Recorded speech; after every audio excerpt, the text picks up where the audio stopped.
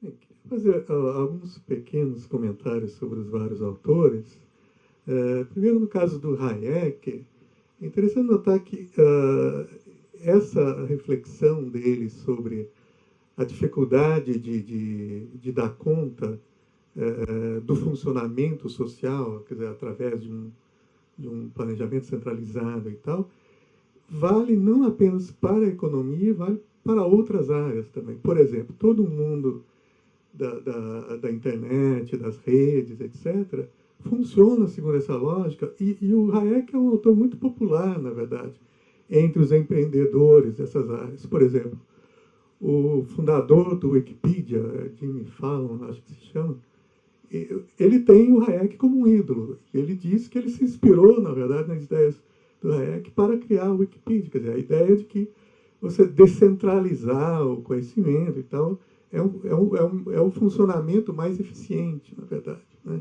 Então, é interessante que na reflexão política que se faz sobre redes, é muito comum a ideia de que a ideia de rede, intrinsecamente, seria uma coisa progressista, ligada à ideia, por exemplo, de Rizoma, de Deleuze e Guattari, a ideia de multidão, do Negri e tal. Mas há todo uma outra vertente teórica ligada ao neoliberalismo que se adapta muito bem, que se encaixa muito bem nisso também.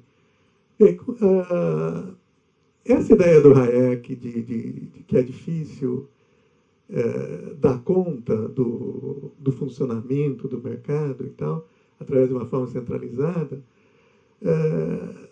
tem um problema prático, que é o fato de que, se a gente pegar as últimas décadas do neoliberalismo dominando o mundo, né, você tem a maioria dos ministros da Fazenda, presidentes do Banco Central e tal no mundo, estão ligados aí a essa corrente. E tem a responsabilidade de administrar as economias dos seus países, né? E para dar conta disso,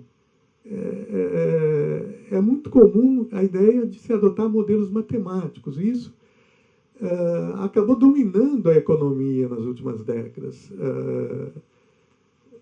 Se a gente pegar os ganhadores de prêmio Nobel de economia, a grande maioria tem sido,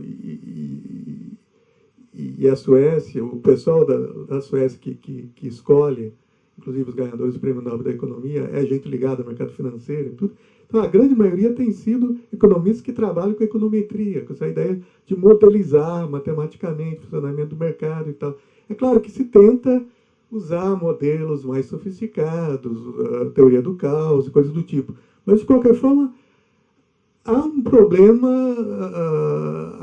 constante, porque esses modelos não conseguem dar conta. Quer dizer, apesar de o próprio Hayek defender que é difícil dar conta do funcionamento, na prática, eles acabam buscando formas de fazer isso, né? E a mesma condição vale também para a questão do Estado, né? Quer dizer, ele começou, como foi citado, a obra mais conhecida, justamente Caminho da Servidão, contra o totalitarismo e tal. Mas quando ele coloca como o papel do Estado, né, esse de garantir condições para o funcionamento do mercado e tal, na prática, isso acaba, ao invés de simplesmente enfraquecer o Estado, acaba simplesmente mudando a função do Estado, mas não que o Estado se enfraqueça. Tanto é que o próprio Hayek, por exemplo, nos anos 70, foi visitar o Pinochet, apoiou todo o programa do Pinochet, quer dizer, foi um laboratório por excelência das ideias dele, o estilo do Pinochet, quer dizer, que foi a primeira grande experiência neoliberal, né? Com relação a essa contraposição que foi mencionada da Ayn Rand com Hayek, o fato de que ela defende o comportamento racional e tal, e ele fala da dificuldade, dos limites da razão, eu acho que, na verdade, em última instância, eles acabam se complementando, porque tanto a Ayn Rand como o Becker também, que fala desse comportamento racional, eles estão falando do comportamento racional do indivíduo. enquanto que o Hayek está falando das limitações dessa razão para dar conta do funcionamento social. Né? Então, no fim, essas duas abordagens acabam sendo complementares. Com relação ao Becker, eu só queria complementar fazendo uma referência à discussão que a gente teve no mês passado sobre utilitarismo, que toda essa discussão do Becker sobre capital humano e tal, maximização da utilidade, é um desenvolvimento direto da ideia utilitarista, né? Quer dizer, estava presente lá no utilitarismo essa ideia da maximização, né? E estava presente essa ideia da calculabilidade das ações humanas. Quer dizer, ele vai levar isso às últimas consequências, né? Com uma diferença importante. Para os utilitaristas, estava sempre presente o horizonte social, quer dizer, essa maximização e tal da felicidade individual era perfeitamente compatível com uma maximização da felicidade social. Né? E essa compatibilidade se perde no caso do Becker, como nos outros neoliberais. Né? Quer dizer, esse horizonte social do bem social, do bem-estar social, desaparece. Oi. Obrigado, Júlio. Só fazer alguns comentários, acho que de fato são coisas para a gente pensar. Primeiro, em relação a essa, digamos, essa dispersão das teorias do Hayek, né, tem algumas obras que são muito interessantes sobre direito dele também, acho que além dessa coisa da internet e tal, e na qual ele tem algumas propostas muito doidas, assim, uma coisa de que o poder, o legislativo, ele serviria para definir modos de construção das leis, mas que as leis meio que seriam construídas caso a caso, de acordo com a situação e não sei o que, quer dizer, tem... e uma boa parte da obra dele, a partir dos anos 70, ele vai de fato explorar campos muito diferentes e tal, e inclusive muito atravessado, isso já desde os anos 40, por uma influência muito grande do Popper também. Né? Então, essa questão da limitação do conhecimento e da necessidade de que o conhecimento possa ser refeito a partir dos seus erros e tal, tem uma influência muito grande do Popper, que eu acho que é outro ponto que a gente tem que abordar também na pesquisa daqui para frente. Especificamente em relação a essa oposição que a gente fez entre o Hayek e a Rand, né, eu acho que eu concordo com você que eles na prática eles funcionam de algum modo complementar, mas eu acho que nos discursos deles não, inclusive porque o Hayek ele fala de uma irracionalidade dos fenômenos complexos, mas ele traz isso pro indivíduo também. Ele fala as decisões são tomadas por cada indivíduo de modo tácito e circunstancial, né? São decisões, em última instância, muitas vezes irracionais. Né? Eu acho que existe uma oposição, pelo menos de discurso, sim. Eu acho que o Becker, de algum modo, ele vai dar um outro encaminhamento que ele consegue articular essas coisas com mais sucesso. Mas eu acho que e de fato foi um embate que existiu entre o Hayek e a Rand, eu acho que existe uma discordância colocada, assim. Ela se afastou do grupo, né? Em função dessa questão, né? Que ela repudia qualquer tipo de subjetivismo, né? Então, não pode entrar nada do sujeito, né? Da questão do desejo, inclusive, nas decisões a respeito daquilo que é interesse próprio e que vai levar, então, a realizações dos interesses próprios. Então, acho que tem uma questão aí que tem a ver com o subjetivismo, né? Com a subjetividade na questão aí, quando ela disse que a escolha, né, a decisão a respeito daquilo que é de meu interesse próprio, né, tem que deixar de lado o que ela chama de desejos, caprichos, emoções, enfim, todas essas coisas. Não, por favor, sem microfone, então. Tá bom. Cada gravação, tá bom. Eu estava pensando sobre o Hayek o seguinte: quando a gente está tentando traçar uma relação entre um modelo socioeconômico, um sistema, e a sua matriz psicológica, ou psíquica, digamos assim, os seus modos de pensar, de subjetivação, se a gente pensar que alguns modelos, como o neoliberal, e parece que o grupo todo concorda, eu talvez concorde, a maioria concorde, que há um modelo que é hegemônico. A hegemonia, como ela se reproduz e ela cria um molde, ela reduz a complexidade. O ser humano que é muito sobredeterminado, o objeto que é muito determinado, ele pode ser conhecido. O objeto ou o ser humano que é pouco determinado e que tem abertura, aí sim aumentam as opções e aumentam as possibilidades. Mas se você pensar num modelo muito fechado, principalmente os modelos econômicos que têm essa compactação, como hoje estamos enfrentando, ela reduz muito a capacidade do indivíduo de se formar, de ter alternativas, de operar. Usando uma metáfora muito bruta, o indivíduo com uma faca no pescoço tem poucas alternativas. Ele vai fazer X ou Y. Então, há uma coisa muito ideológica, redundante dizer, porque tudo isso aqui é ideológico, né? Mas no Hayek, de falar sobre uma parte complexa que seria incognoscível, mas ele não está tocando um aspecto que não é verdade. As sociedades contemporâneas todas estão caminhando para modelos muito neoliberais, em que o sujeito tem pouquíssima mobilidade na sociedade, pouquíssimo insumo, está muito segregado. Então, essas possibilidades de alternativa, desse cerne tácito que o ser humano poderia ser incalculável, não é verdade. Há uma redução se a gente pensar que os modelos são hegemônicos. Se a gente pensar que há aberturas no sistema, bem, tem gente que acredita que sempre há aberturas. Eu caminho para uma reflexão de que a contemporaneidade tem levado a sociedades muito formatadas, onde a subjetivação está muito preparada, formatada, há poucas diferenças. E onde surgem essas diferenças, elas são psiquiatrizadas, criminalizadas, excluídas. Então, não sei, eu acho que a reflexão do Hayek, ela esconde na complexidade um discurso que, na verdade, é contraditório, porque onde há modelos hegemônicos, na verdade, a redução drástica do tácito, que ele se recusa até nomear, talvez, o que é o instintivo, o desejo, não sei, mas ele esconde nisso. Era só uma reflexão.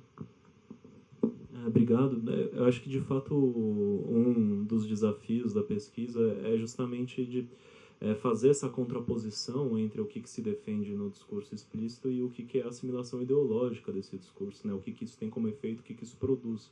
E, de fato, são coisas muito antagônicas, né? O que a gente pode encontrar. No entanto, existe algo aí, que acho que é um pouco do que a gente está tentando dar conta de circunscrever, né?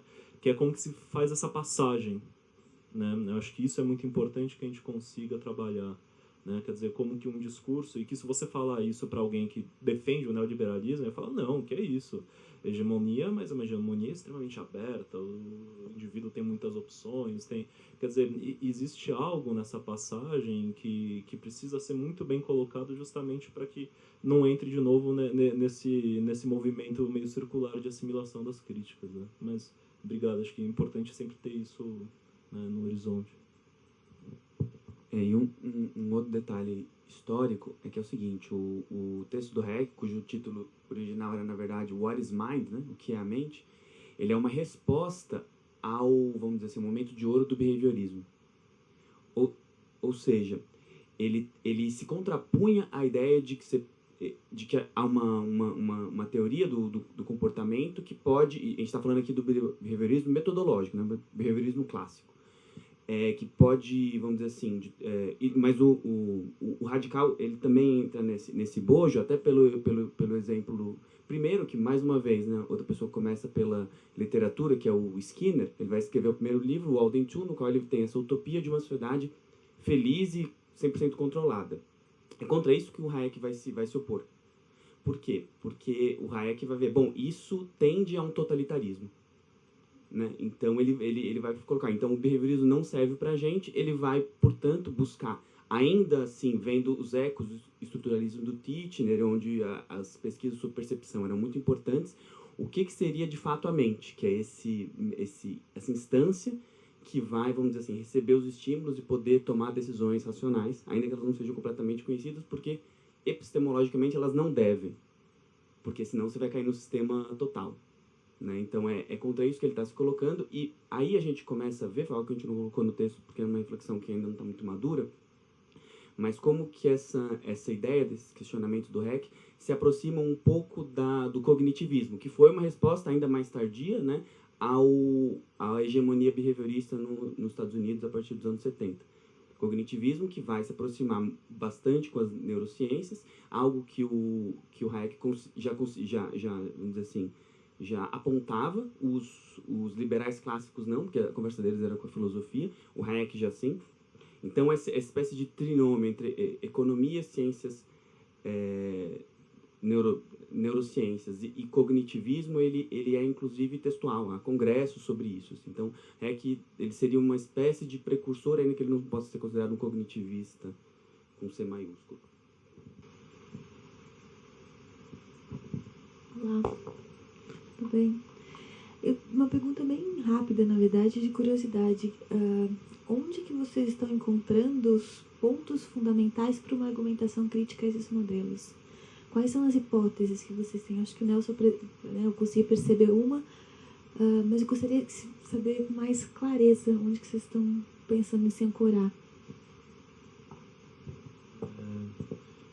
Em relação ao Hayek, acho que existem basicamente 2 pontos que são muito importantes de serem pensados criticamente.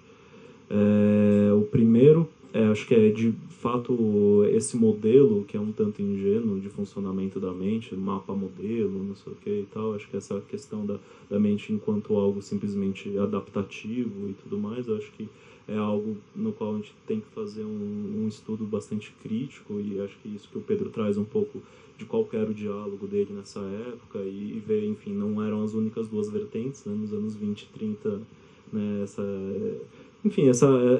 esse tipo de modelo um tanto próximo do Piaget, né, o primeiro Piaget e o behaviorismo, enfim, você tem a psicanálise correndo por fora, e tem, enfim, uma série de outras possibilidades que eu acho que a gente tem que trazer para o jogo.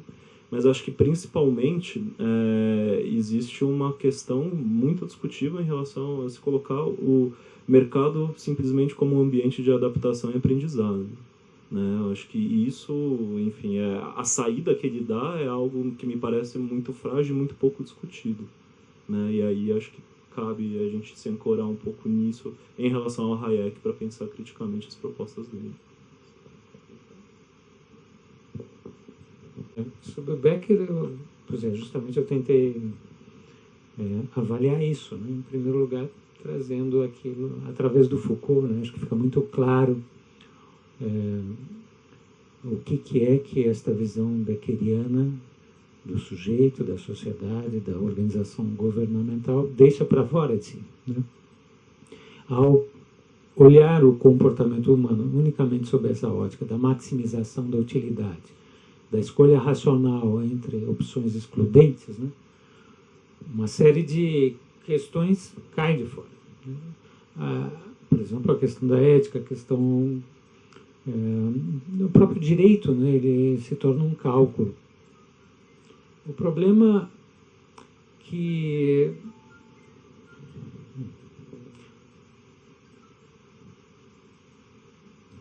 bom, para o Foucault para o Foucault é interessante ver, né, esse movimento do Foucault de aproximação e de quase namoro com o neoliberalismo. Por quê? Porque ele estava mesmo interessado em uma alternativa, né, para se dissolver, né, essa sociedade disciplinar através de modos, digamos, não bélicos, não violentos, né, modos discursivos. Né.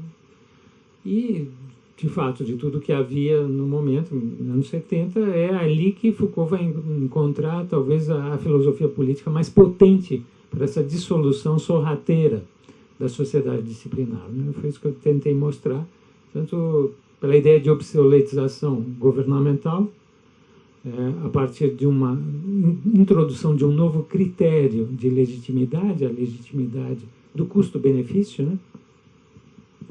E a obsoletização de uma abordagem moralista do sujeito, né, da classificação entre normal e anormal, a partir do momento em que você considera o sujeito como uma unidade de interesse que funciona de modo exclusivamente racional, ou sobretudo racional. Não há comportamento que não seja racional. Esse é o postulado do Becker. Né?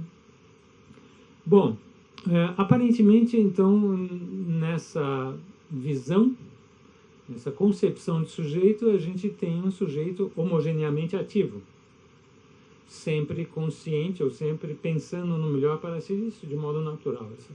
Essa ideia de continuidade entre biologia e cognição está presente em muitos autores, no Hayek, no Piaget, e de certo modo ela não é que seja suposta aqui, porque a ideia do Becker é muito mais sutil. Ele, na verdade, também pode abordar sistemas inanimados com esse pressuposto. Há, por exemplo, modos de você fazer um programa de computador que funcione a partir de um princípio de maximização. É o que se faz com os vírus, por exemplo. Vírus de computador. E nem por isso eles são seres animados, né? Eles são sistemas lógicos. Enfim, a partir desse pressuposto de atividade uniforme, né, o que eu procurei demonstrar é que isso necessariamente, nesse modo de aplicação dessa teoria do Hayek, isso necessariamente deixa de lado uma passividade, uma vocação à aceitação. A aceitação do quê? Do conjunto de escolhas oferecidas.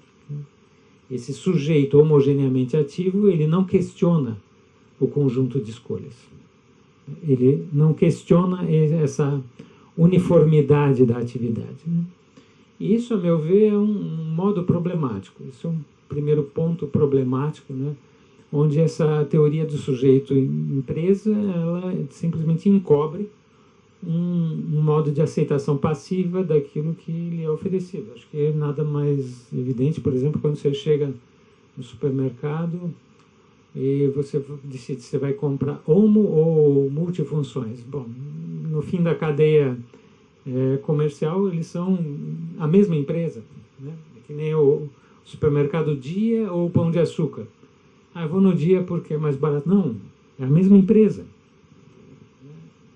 Então, as escolhas aparentemente racionais de um sujeito, na verdade, na expressão concreta da economia global, elas são ilusórias. Então, aí teria um modo de demonstrar essa espessura ideológica de um modelo para se pensar o comportamento humano, social e a política, onde você está sempre afirmando uma espécie de independência e autonomia dos sujeitos, quando, na verdade, a dependência e a não autonomia está sempre sendo velada. Esse é um ponto. E a outra coisa que me chamou a atenção é a ideia de democracia pensada por esse modelo do Becker, extremamente interessante, né? A relação entre grupos com diferentes forças políticas, né? Que se reduziria, enfim, sempre a uma relação de exploração, mas uma relação de exploração necessariamente calculada. Parece um limite, não tive tempo de levar isso às consequências irônicas desse exemplo, mas me parece um exemplo fértil, né, para a gente criticar, né?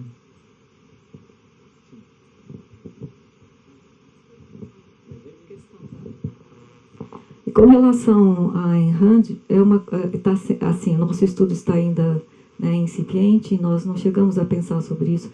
Porém, estava pensando aqui, né, enquanto foram faladas outras coisas, que no caso dela, né, o que seria criticável, bom, ela propõe uma moral, né, uma ética moral, alguma coisa que seria a base do capitalismo, né? Então, de uma certa forma, estava aqui pensando, o que ela propõe é uma utopia, né? Porque ela fala, o capitalismo funciona, é o melhor que existe, né, como sistema e tal, e funcionaria, ou seria um funcionamento perfeito se, né, nós tivéssemos a capacidade de escolher nossos próprios interesses, né, baseada na razão, que ela descreve, né, e que deixaria de lado tudo que é subjetivo, tudo que é desejo, deixaria de lado o sujeito. Então, seria uma questão de deixar de lado tudo que diz respeito ao sujeito, né, para funcionar. Então, nesse caso, também, a gente poderia pensar que existe uma certa ingenuidade aí, né, de pensar que isso é possível, né, de que poderia existir uma sociedade que, no caso também, né, apesar de tudo que ela diz, não seria uma sociedade completamente livre, que excluiria a subjetividade, né? Eu queria perguntar o seguinte, eu estava conversando com um amigo outro dia, será que eu posso sentar? Estava conversando com um amigo outro dia e aí ele me apresentou um texto de uma filósofa chamada Agnes Heller, que falava, o texto, se não me engano, dos anos 70, começo de 80, não sei exatamente. E aí ela falava, de uma certa forma, de uma tendência das esquerdas, a partir dos anos 70, 80, que é um certo abandono do campo macroeconômico e, enfim, uma tendência a abraçar as questões das minorias, etc., né? E eu percebo que hoje em dia muitos dos pensadores de esquerda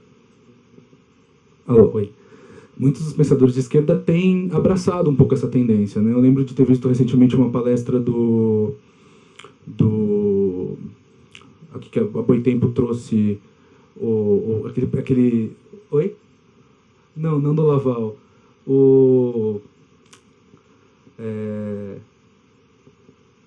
não era o Harvey, exatamente, era a palestra do Harvey, em que ele falava muito da política da cidade, enfim, ele abordava um pouco mais a micropolítica, vamos dizer assim, né?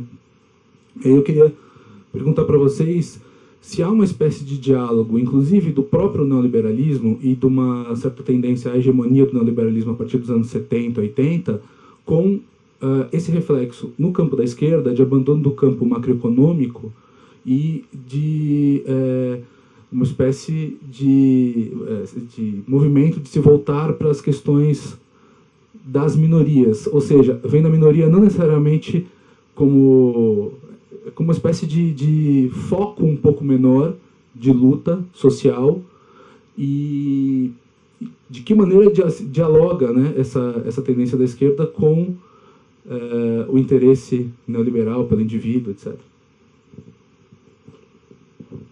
Bom, certamente, acho que é interessante esse paralelismo, ainda que seja um paralelismo feito com uma direção bastante oposta, né? Se as esquerdas, elas, enfim, em princípio trabalham um movimento de análise e desalienação do sujeito, né? As propostas neoliberais, elas uma coisa é a parte teórica do neoliberalismo, outra coisa é o neoliberalismo prático, né? No neoliberalismo prático, sim, você tem a ideia, nos anos 70, justamente, dentro da publicidade, a ideia de uma segmentação do mercado, né? Até então, o mercado era pensado em grandes massas, né? Nos anos 70 aparece um conceito que é values and lifestyle, os valores e o estilo de vida, né? Isso vem um pouco no rastro dos movimentos hippie, né? E acho que até é bem representado pelo capítulo final daquele Mad Men, né? Daquela série, onde de algum modo há aí a ideia dentro desse universo publicitário que, bom, você deve oferecer uma identidade junto com a mercadoria. Essa identidade, né, que ela se torna um valor simbólico, e essa identidade ela é necessariamente segmentada, né? Ela funciona por uma lógica de oposições entre grupos, né? Então, nesse sentido, sim, né? Ambos os movimentos, tanto os movimentos de esquerda quanto os de direita, eles descobrem, né, o universo da sensibilidade, né, como um novo campo de batalha dessas duas formas de se pensar a política e o sujeito.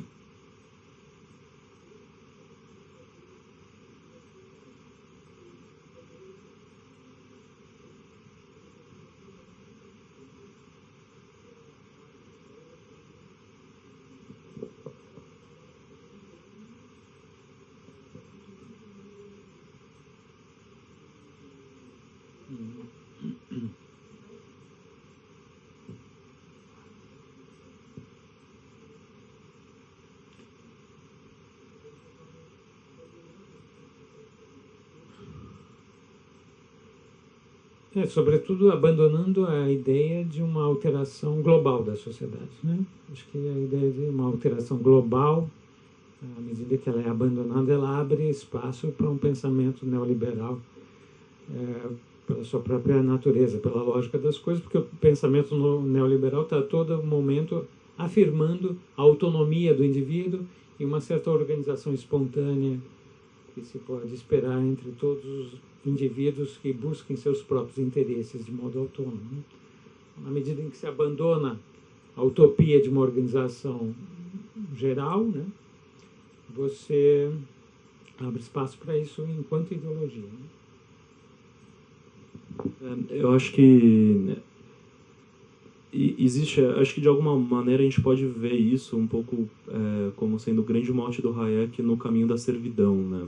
Fala, olha, todas essas tentativas de se pensar a política a partir do macro, né, dos grandes grupos, isso leva inevitavelmente a situações de autoritarismo e tudo mais, porque justamente a gente não deve entender os indivíduos como parte do grupo, mas sim o grupo como uma espécie de amálgama entre coisas que na verdade não são iguais, provenientes das individualidades, né? Por outro lado, me parece que a esquerda ela começa a ter que lidar a partir de um certo momento, e talvez porque o campo de discussão foi um pouco deslocado para isso, né, mas também com um horizonte alienante, né, dos grupos, das massas e tudo mais, né. Eu acho que isso inclusive foi o tema de uma disciplina de pós-graduação coordenada pelo Christian em 2 pós-doutorandos dele, né, pensando a partir da psicanálise, enfim, se por um lado você tem uma crítica de uma alienação que pode estar presente nesse tipo de agrupamento e nesse tipo de engajamento político, né, o que fazer a partir disso, né? E parece que ainda é algo um pouco incipiente para a esquerda. Muitas vezes isso se coloca como um entrave mesmo na discussão, né? Enfim, acho que é algo a ser melhor discutido mesmo. Bem, acho que vamos encerrar por aqui, né? Muito obrigado. A data do próximo encontro, dia 18 de junho, tá? Vai ser apresentado. Tá no Facebook. Vamos estar lá. Sim, já estão inclusive. Lá desfile. Vocês. No blog. Tudo bem? Ok, meus caros. Muito obrigado. Até lá.